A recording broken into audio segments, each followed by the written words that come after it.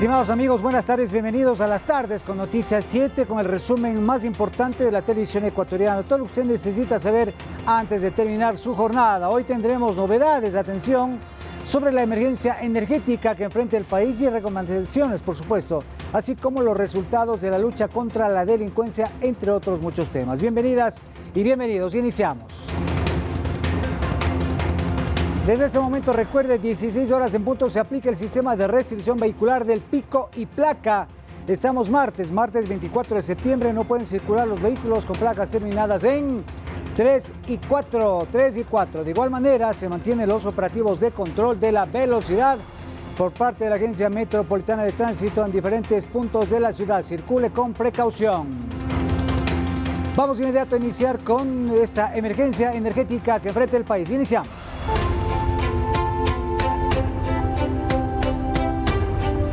Energía Eléctrica Ecuador.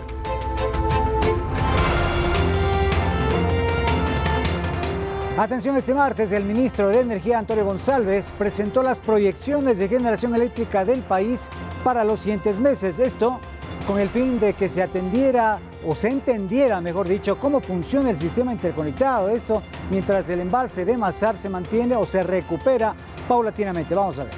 Hemos recuperado un poco, 1,60 m desde el día sábado, la cota de Mazar.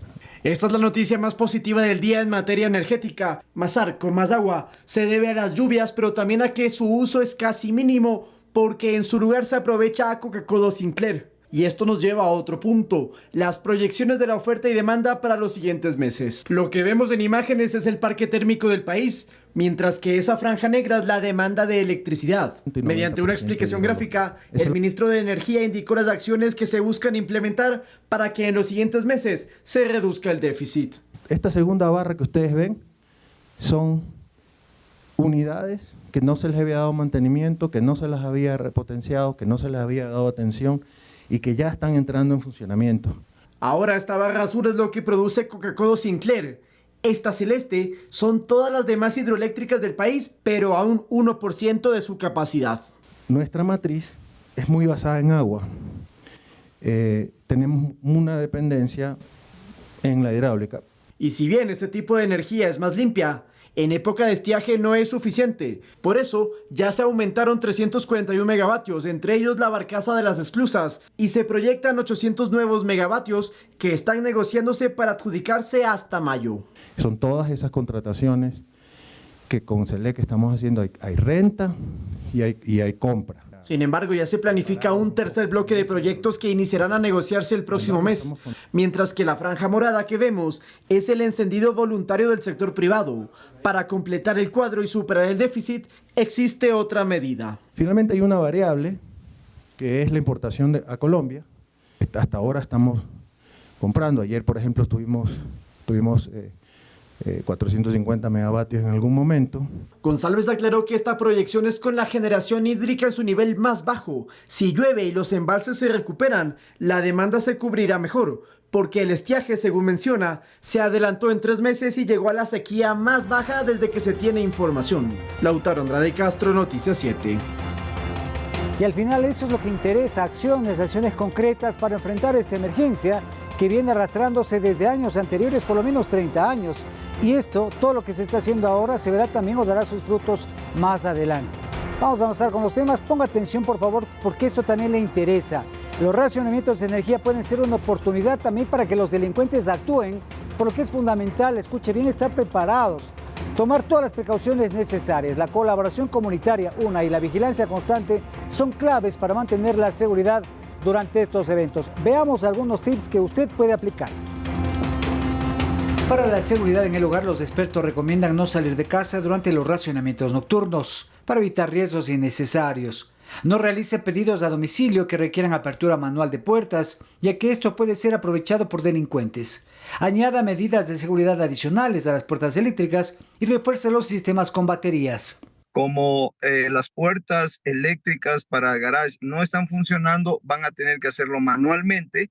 Se recomienda que una vez que ya estén en el interior del domicilio, a las puertas les pongan seguridades adicionales, como por ejemplo un candado, como por ejemplo una cadena similares a las que se asegura las motos o las bicicletas. Es importante además la organización comunitaria. Por ejemplo, utilice chats grupales para comunicarse sobre movimientos sospechosos. Coordine y alerte a las UPCs, unidades de policía comunitaria, sobre cualquier actividad inusual. Aumente la frecuencia de supervisión en su sector para disuadir a posibles delincuentes. Que el chat sí está funcionando y en el chat comunicarse periódicamente cuando ven movimientos extraños, cuando ven personas que se estacionan en un determinado lugar y no hacen nada, personas que están deambulando por el barrio, por el sector, también alertar inmediatamente al UPC más cercano, que esa es una manera de ayudar también a la policía en la seguridad ciudadana. En la calle y ante la falta de semáforos, tenga paciencia al circular. Cruce las intersecciones con precaución y durante la noche no confíe en los semáforos. No utilice su vehículo en cualquier lugar. Busque zonas seguras. Utilice plataformas de transporte público conocidas que proporcionen información sobre el conductor. Comparta su ubicación con algún familiar o amigo. Finalmente, manténgase siempre alerta y practique la autoprotección. Rommel Garzón, Noticias 7. Geotermia, alternativa energética.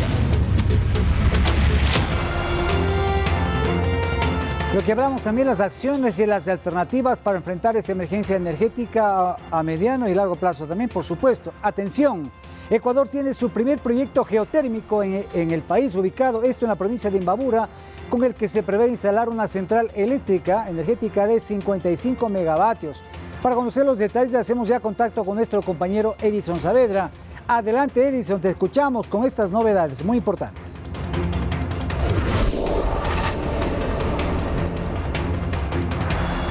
Buenas tardes, Rommel, ¿cómo estás? Así es, como tú lo dijiste, a pesar de estar en la fase de desarrollo de campo, el proyecto geotérmico Chachimbiro tiene un potencial de 55 megavatios con una posible expansión hasta 178 megavatios. Cabe recordar que Ecuador, al ser un país volcánico, tiene un potencial geotérmico de 3.000 megavatios contemplados en 20 proyectos más. Les contamos todos los detalles sobre la geotermia en el país en la siguiente nota. A 75 kilómetros de la capital está Chachimbiro, un pequeño sector en el cantón Urcuquí en la provincia de Imbabura. Seguramente este nombre le es conocido por su complejo de piscinas termales, pero poco se sabe que esta localidad podría aportar significativamente a la producción eléctrica del país, pues aquí se planea construir la primera central de energía geotérmica del Ecuador. Recordemos que este tipo de energía se produce con el calor de las profundidades de la Tierra, y en 2017 se realizó la primera excavación para encontrar justamente pozos de calor. Se alcanzó, como te digo, una profundidad cerca de los 2 kilómetros y se identificó un recurso de alrededor de entre 250 y 280 grados de temperatura. Y se ha estimado un primer potencial o una primera perforación que puede otorgar cerca de los 55 megavatios. Para avanzar el proyecto ya se lanzaron las expresiones de interés y propuestas financieras para una segunda perforación, con la que se prevé aumentar el potencial eléctrico. Una de las ventajas de geotermia es que es modular, ¿no? Tú puedes ir incrementando la capacidad instalada a medida que vas haciendo perforaciones. Chachimbiro está planificado con un potencial total de 178 megavatios. La construcción de la planta geotérmica alcanzará al menos una inversión de 250 millones de dólares. El proyecto está en la fase de desarrollo de campo. Para esta primera etapa se contó con un presupuesto de 70 millones, en su mayoría financiados por el préstamo oficial de ayuda al desarrollo por parte de JICA. El costo por megavatio en el tema de Chachimbiro está cerca de los 2.53 millones de dólares por megavatio. Si bien Chachimbiro es el proyecto más avanzado, también se han identificado otros 4 con potencial geotérmico, como son Chacana en la provincia del Napo, el proyecto Tufiño Chile Cerro Negro en la frontera entre Ecuador y Colombia, también el proyecto Chalpatán en la provincia del Carchi y el proyecto Chalupas. Se han determinado ya los puntos de perforación y ahora solo está a la espera de financiamiento para poder proceder a la etapa de perforación. Estos en conjunto tienen la capacidad de otorgar al menos los 450 megavatios eléctricos. Al ser el calor subterráneo el principio básico de la geotermia, Ecuador es un país con mucha riqueza al tener 27 volcanes. Según los estudios, la geotermia en el país podría ofrecer 3.000 megavatios, contenido en 20 proyectos, que podrán generar energía eléctrica limpia y continua por al menos 5 décadas ininterrumpidamente. Edison Saavedra, Noticias 7. Así es como vimos, Ecuador tiene un alto potencial geotérmico y tal vez esta podría ser a largo plazo la solución a los problemas que enfrenta el sector energético. Eso es todo lo que podemos informar. Rommel, tú continúas con más en estudios. Buenas tardes. Buenas tardes, Jason, muchas gracias. Como vemos, ahí están las soluciones, ¿no? No es tan costoso tampoco frente a otro tipo de plantas de generación de energía, pero esto ya está en marcha, ¿no? Ya son proyectos que están en marcha en el país. Vamos a continuar con otros temas. Atención, varios incendios forestales se reportaron este martes en Quito y también en Loja, los mismos que son atendidos por los bomberos. En esta época del año, pues los fuertes vientos de hasta 60 kilómetros por hora contribuyen a su propagación. ¿Qué dice el INAMI al respecto? Les contamos, vamos a ver. Imágenes en redes sociales alertaron de la presencia de una gran nube de humo en el norte de la ciudad. Información oficial del Cuerpo de Bomberos de Quito daba cuenta de un nuevo incendio forestal, esta vez en el sector de San Isidro del Inca. De inmediato acudieron más de 35 efectivos y 13 vehículos para controlar el fuego. Asimismo, se activó la unidad de comando de incidentes para la coordinación de operaciones y desde el helicóptero se realizaron descargas de agua en el sector. El problema es que en verano en la serranía se registran también fuertes vientos que contribuyen a la propagación de los incendios forestales. Este aire viene desde el oriente, entonces este aire entra así. Tenemos una presión que tenemos la ayuda de las cordilleras. Entonces esto hace que toda esta velocidad del viento choque con esto y pase y logre pasar. Entonces se choca ya con nuestras masas de aire caliente y esto hace que produzcan las ráfagas de viento. Desde la Secretaría de Riesgo se reportó también un incendio forestal activo en la provincia de Loja, parroquia de Vilcabamba, y que según datos preliminares ya ha afectado a más de 750 hectáreas de vegetación. El incendio se inició el domingo, sin embargo sigue activo. Los datos preliminares de la entidad señalan que son 770 hectáreas en total afectadas por este incendio que afecta al cerro Yazanga en el sector de Moyepamba. El INAMI explica que para el mes de octubre se espera que baje la intensidad de los vientos con la entrada de la época lluviosa. Empezaremos como que notaría un poco más la disminución de las presencias de ráfagas de viento, si es que tenemos ya más humedad en el ambiente. Por eso se mantienen las recomendaciones de no prender fogatas o quema de maleza para evitar los incendios forestales. Rommel Garzón, Noticias 7. Y a propósito del incendio de San Isidro del Inca, se reportan ya desde varios sectores la presencia o caída ya de ceniza y la presencia de humo. Vamos a tener más información más adelante. Pero antes de ir a la pausa, vamos con algunas recomendaciones para el ahorro de energía. Ya venimos. ¿Qué tal? En esta ocasión les traemos algunos consejos para que en nuestros hogares evitemos el consumo excesivo de luz. Cambie las luminarias, que sean LED, porque ahorran un 80% versus las normales. Pero además, el aire acondicionado es el electrodoméstico que más consume energía, por eso se sugiere desconectarlo, quizás abrir puertas o ventanas, pero si ya tiene que utilizarlo, pues entonces en máximo 24 grados. Vamos ahora a la cocina. La nevera es muy importante que no la estemos abriendo y cerrando porque también se gasta muchísima luz. Y en cuanto a otros electrodomésticos como computadoras, como televisores, hay que desconectarlos o en su defecto apáguelos cuando no los tiene que necesitar, porque de esa manera también disminuimos la cantidad de kilovatios que estamos utilizando en nuestras casas. Pero para más consejos, eltelégrafo.com. Y si usted quiere aprender y tener consejos sobre cómo no gastar agua, se lo cuento, pero en otra emisión. Continuamos con más noticias. Atención, el Ministerio de Economía y Finanzas, o el ministro de Economía y Finanzas, Juan Carlos Vega, a través de un comunicado oficial dio a conocer que se encuentra en China con el fin de potenciar, escuche bien, la relación bilateral que permita impulsar inversiones en proyectos de energía y seguridad ciudadana, lo que se necesita urgentemente en el país, ¿no? La agenda del ministro contempla reuniones de trabajo con su homólogo chino y con los presidentes del Banco de Desarrollo de China, Banco de Exportaciones e Importación de China y del Banco Popular de China. Se esperan importantes resultados de estos contactos internacionales para conseguir financiamiento para los diferentes proyectos, principalmente en temas de infraestructura, de energía y también de seguridad. Atención, el presidente Daniel Noboa mantuvo una reunión bilateral con su homólogo de la República Dominicana, Luis Abinader. En el encuentro, los mandatarios abordaron temas como la búsqueda de soluciones y acciones conjuntas para causas comunes, así como el fortalecimiento de relaciones económicas y de cooperación en sectores estratégicos entre las dos naciones. Esta actividad forma parte de la agenda del jefe de Estado planificada a propósito de la sesión número 79 de la Asamblea General de las Naciones Unidas realizada en los Estados Unidos.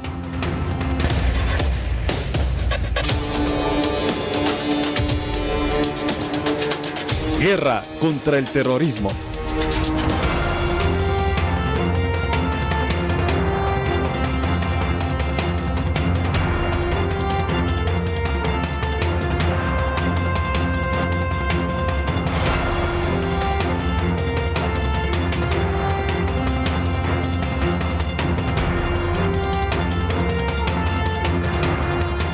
Bueno, estamos también atentos ya mismo vamos a tener imágenes precisamente de este incendio que se registró en horas de la mañana a propósito pues de la época seca y de los fuertes vientos que acabamos de ver esta nota del Instituto Nacional de Meteorología e Hidrología, INAMI. Pueden ponerle las imágenes también de lo que fue y lo que se reportó precisamente en redes sociales. A esta hora hay reportes en diferentes sectores que pues se registra la caída de ceniza. Vamos a tener más adelante esta información.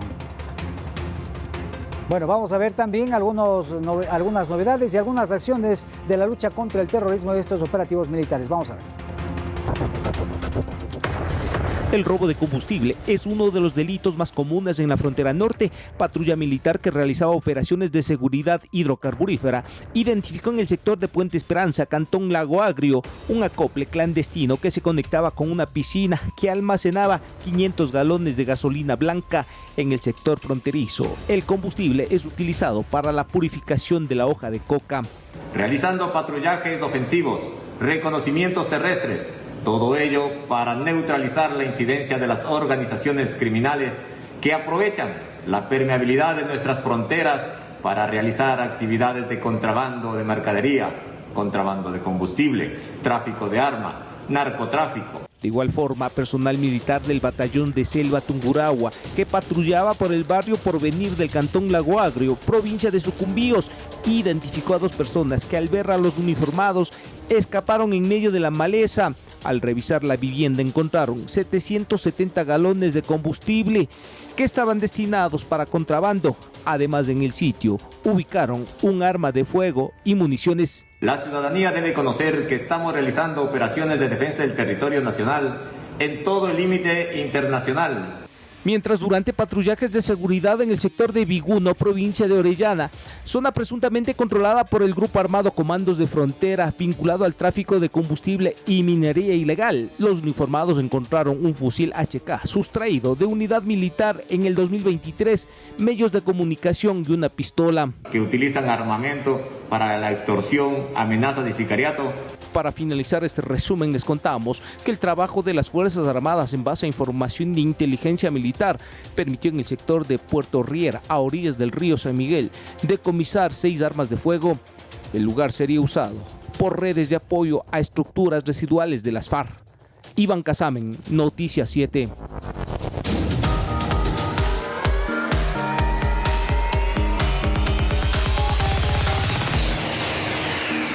Y en las buenas noticias, atención, en Ecuador hay aproximadamente 70.000 personas sordas y en el marco de la semana dedicada a su conmemoración y visibilización, los estudiantes del Tecnológico Pichincha han estrenado un cortometraje con el objetivo de dar a conocer su situación en el país y generar conciencia. ¿Quiere saber más? Aquí le contamos. ¿Se ha preguntado qué significaría transitar en un mundo que no nos entiende? En un mundo que no nos escucha, en un mundo que no nos visibiliza. Esa es más o menos la trama de este cortometraje, uno que lo llevaron a cabo algunos estudiantes del Tecnológico Pichincha. Ellos lo que quisieron es hacernos caer en cuenta todo lo que pasan las personas sordas en su día a día. Al ser tan solo 62.000 personas, tal vez son excluidas, tal vez no pensamos en cómo se sienten. Entonces, el corto Sin Conexión se trata de eso. Invertimos los papeles de cómo una persona sorda se siente en un mundo de oyentes. Ahora es una persona oyente en un mundo de sordos. El instituto nos apoyó bastante a nosotros para poder realizar esta producción. Fue clara las ideas en ese aspecto y las personas oyentes que participaron también lo hicieron de una buena forma y compartimos muy bonito entre nosotros. Así entonces, Jonathan, Mario y Abigail se involucraron en este proyecto, en el que, de este modo, intentan hacernos tener conciencia de todo por lo que ellos pasan. La experiencia de este cortometraje fue muy divertida. Obviamente tuvimos que practicar bastante, pero al tener esta verdadera integración con las personas oyentes, y que muchas personas oyentes no nos entienden por esta falta de comunicación, este cortometraje explica un poco de eso. ¿Qué es lo que más me gustó? Vamos a hacer una nueva pausa, pero seguimos con los consejos y recomendaciones ahora para el consumo de agua. Vamos a ver. Estamos en periodo de estiaje o sequía, es decir, lo que hace falta es el agua, y por eso les traemos algunos consejos para que tratemos de cuidarla, conservarla y no desperdiciarla. Empecemos. Primera cosa, si usted se va a lavar los dientes, lavar los platos, tenga cuidado con el grifo. No deje la llave abierta porque se bota una gran cantidad de líquido vital. Pero además, si usted se va a duchar como todas las mañanas o en las noches, máximo 10 minutos. Es lo recomendable para que no haya un desperdicio justamente de este servicio tan importante para todos. Vamos con otros consejos. Si usted quiere lavar el auto, por ejemplo, utilice baldes, no la manguera. De esa manera se puede racionar mucho mejor. Y en cuanto a la lavadora, otro consejo que hay que aplicar siempre, utilícela al máximo de su capacidad. Agua completamente llena, ropa lo máximo que pueda, y así no hace tantos usos continuos de la lavadora. Vamos con otros consejos que son muy importantes. Si usted tiene plantas, por ejemplo, un jardín o algo así, utilice siempre estos diferentes aparatos para regarla, pero en la noche. ¿Por qué? Si usted riega las plantas en la mañana, se evaporan un 30%. Está desperdiciando agua. Y en cuanto a afeitarse, no se olvide que en vez de tener la llave abierta, usted debe tener un vaso pequeño, remoja ahí la máquina de afeitar y lo puede utilizar, y de esa manera todos cuidamos al líquido vital, que es tan importante en estos momentos. Pero para más consejos, no se olvide que en el Telégrafo puede encontrar una serie de recomendaciones a aplicarlo en este periodo de estiaje, y además la luz también hay que cuidarla, pero de eso le cuento en una próxima emisión. Vamos ahora con las noticias del mundo con Emilia Reynoso desde la redacción internacional. Adelante, Emilia, buenas tardes.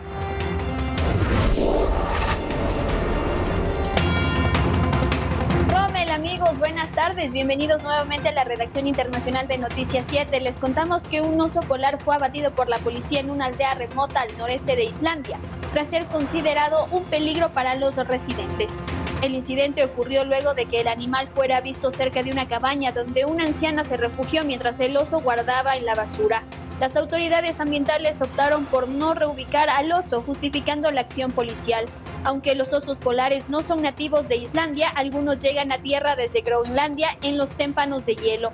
En los últimos años, la disminución de hielo marino ha provocado que estos animales se acerquen más a zonas habitadas. El oso abatido era el primero avistado en Islandia desde 2016, donde se había registrado pocos casos desde el siglo IX. Si bien la especie está protegida, se permite su caza si presenta un peligro para personas o ganado. Y después de que se registró un sismo de 5,9 en Tokio, se produjo un tsunami de medio metro de altura, que afectó a las islas de Izu, situada al sur de esa ciudad. La Agencia Metropolitana de Japón informó que no se registran víctimas y tampoco daños materiales. Agregaron que a causa del tsunami fueron cancelados ferries que conectaban Tokio y Atami en la prefectura de Shizuoka, al sureste de la capital. Además, se advirtió a la población de que no se acerquen al mar y que actúen con serenidad. El sismo que desencadenó el tsunami tuvo lugar a las 8 de la mañana este martes y tuvo una profundidad de 10 kilómetros bajo el lecho marino en aguas frente a la costa de la isla de Tibishuma, al sur de la isla de Izu. Y volviendo a nuestro continente, un tribunal en Argentina ordenó la captura del presidente venezolano Nicolás Maduro por presuntos crímenes de lesa humanidad. La decisión fue adoptada por la Cámara Federal de la Ciudad de Buenos Aires en una causa abierta a inicios de 2023 por una denuncia contra Maduro presentada por el Foro Argentino para la Defensa de la Democracia, basada en el principio de jurisdicción universal, que permite a los países procesar graves delitos contra los derechos humanos independientemente de donde se hayan cometido. El tribunal también ordenó la captura de ministros de Relaciones Interiores, Justicia y Paz de Venezuela, Diosdado Cabello, y de otros miembros del Ejecutivo chavista. La decisión de la justicia argentina se da una semana después de que la Misión Internacional Independiente de la ONU para la Detención de Hechos denunciara una brutal represión y una violencia sin precedentes en Venezuela, tras las elecciones presidenciales del 28 de julio pasado. Y bien amigos, eso es todo lo que nosotros tenemos que informarles desde la redacción internacional de Noticias 7. Rommel, volvemos contigo al estudio. Buenas tardes. Buenas tardes, muchas gracias Emilia. Vamos a terminar pues dándoles a conocer que siguen los incendios lamentablemente en Quito. Hay caída de ceniza, utilice mascarilla si va a salir a la calle y circule con precaución. Nos despedimos. Más noticias, 19 horas, Noticias 7 de la Felicidades de Ecuador. Buenas tardes.